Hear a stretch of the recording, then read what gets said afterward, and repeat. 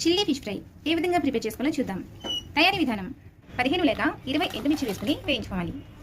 ఇవి బాగా వేగిన తర్వాత తీసుకుని పక్కన ఉంచుకోవాలి. 1 స్పూన్ ధనియాలు, 1 స్పూన్ జీలకర్ర, 1 స్పూన్ నల్ల మిరియాలు వేసుకుని త్వరగా వేయించుకోవాలి. బాగా వేగిన తర్వాత తీసుకుని పక్కన ఉంచుకోవాలి. ఆయిల్ హీట్ అయిన తర్వాత పొడవుగా కట్ చేసుకున్న ఉల్లిపాయలను వేసుకుని గోల్డెన్ కలర్లోకి వచ్చేంత వరకు వేయించుకోవాలి.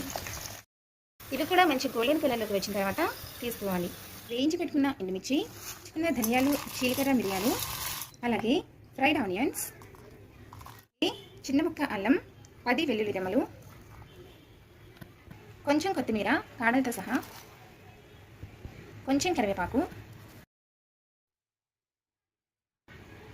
టేస్టీ సరిపడా సాల్ట్ వేసుకుని అవసరం అనుకుంటే కొంచెం వాటర్ యాడ్ చేసుకుని మెత్తని పేస్ట్లా చేసుకోవాలి.